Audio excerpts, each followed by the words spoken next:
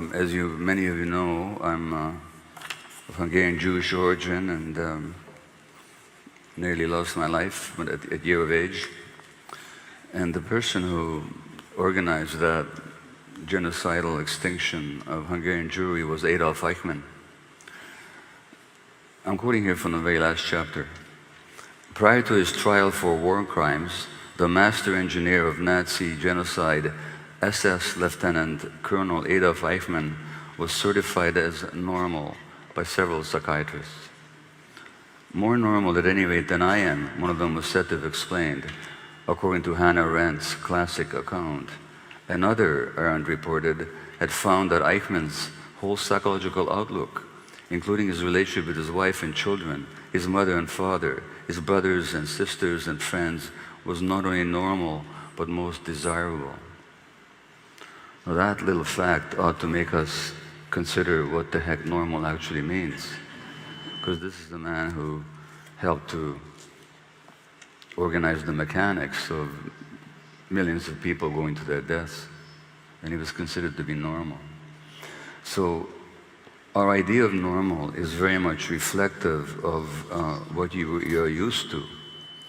In a medical sense, there's a normal range of conditions outside of which this life is not possible. So beyond a certain range of temperature or blood pressure or blood acidity, for example, we don't live. So the normal range then is identical with what's healthy and natural. But it's very dangerous to make that assumption that what we consider to be normal in our society is actually healthy and natural. And my argument that it is not. My argument is also that what we consider to be normal is simply what we're used to. And Tolstoy in his Anna Karenina, how does he put it? He says, there's no condition to which a person cannot grow accustomed, especially if he sees that everyone around him lives the same way.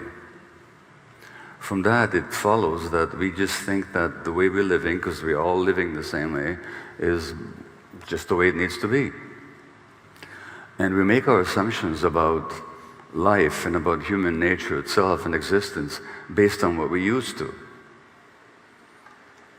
And we don't realize that what we're used to is very much conditioned by particular historical circumstances and social economic factors, the larger political picture, the multi-generational history of our families and our communities. So we just assume that whatever's going on is the only way that life can be. So Thomas Hobbes, the British philosopher in the 17th century, made the famous statement that life is short, nasty, and brutish. He should have said short life, short, nasty, and British, because what he was talking about were the conditions of his time, at the time of the ending of feudalism, the rising of industrial capitalism, the terrible suffering imposed on ordinary people, the class conflict. Life seemed that way to him, but he thought he was talking about life in general. He wasn't. He was talking about life in a particular context. And so what we consider to be normal is also comes out of a particular context. And it's based on that context and our experience of it that we make our decisions about what we consider to be human nature, for example. So in this society, it's quite common to say, if somebody's being greedy and selfish, manipulative, dishonest, we'll say, oh, that's just human nature. Interestingly enough, when somebody's being generous and giving and kind, we never say, oh, that's just human nature. But actually, which is more genuinely human nature than the other? Well, what I'm saying to you is that what we consider to be human nature is very much conditioned by the society that we live in and the values that it imposes on us.